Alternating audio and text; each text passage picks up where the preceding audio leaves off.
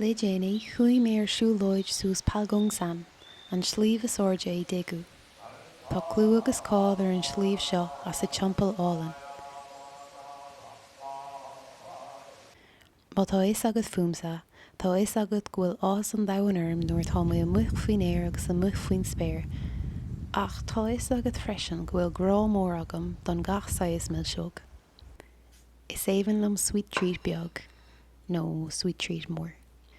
Iniu béimiid a dhéanamh Mousse seachlóid.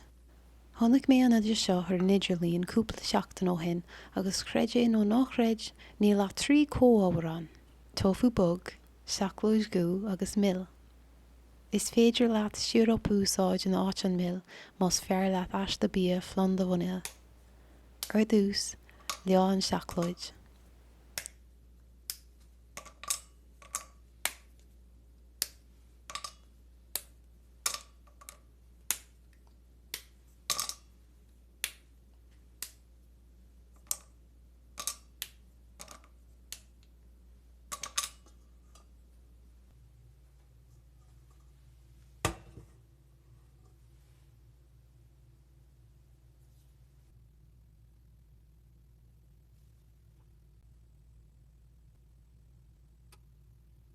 Nuair a thosaigh sé go láite, measc é go minic ionas nach féidir é dói.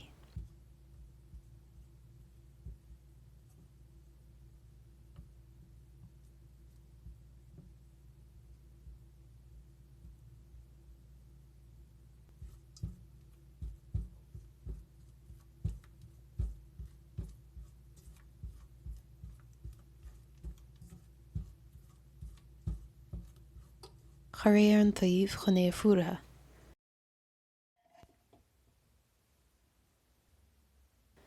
Sa chuma scór chur isteach an tofu,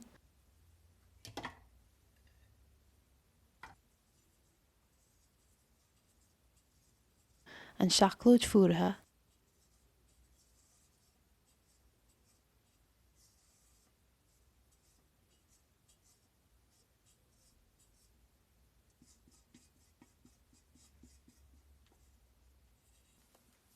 agus an mill nó siúrap.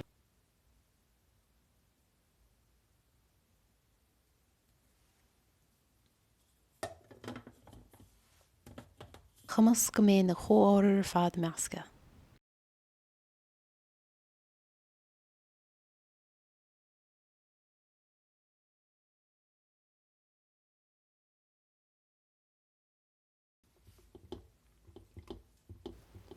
Úsáid spadal an seo má scáidit agus chumas céile chéile arís.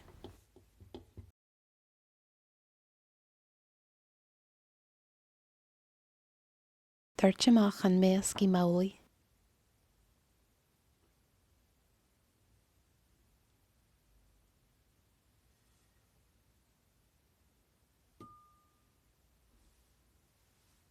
Bán crutha beg as na babhaí chun na ric a bhaint amach.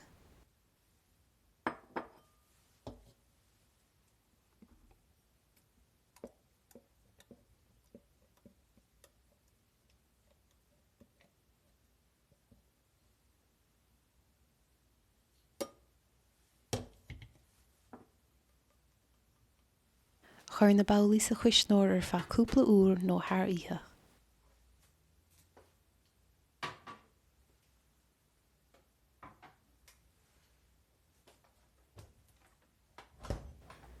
Tóg amach é nuair atá sé stalcha agus más maith leat rudaí eile a chur do mil seog olbhí siad anois.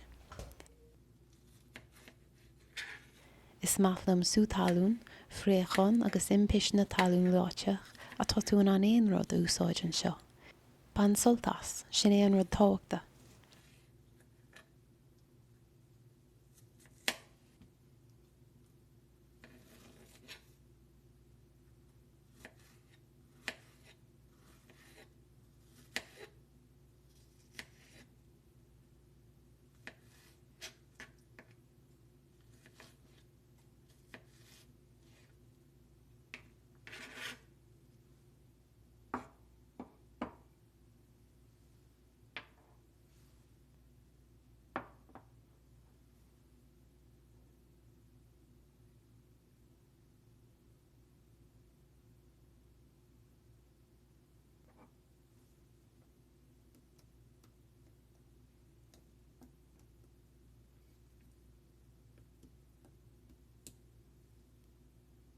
I nói hatan an millseog seo go mórlam mar is rud mill sé, ach chumá lei sin is é tofu ceann na prí cóáhar atáin, agus tóir an prótéin sin neart agus fuinneamh dom chun gúil méon an sléimhte eile a grapú.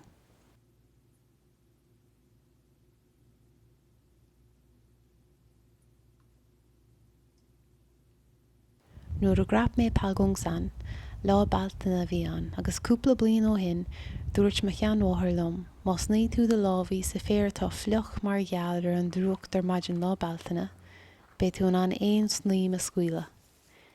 Ní rah éon drúcht sa fér seo, ach ní mé lábhí an ar éon nós, mar is fear glas nó áras.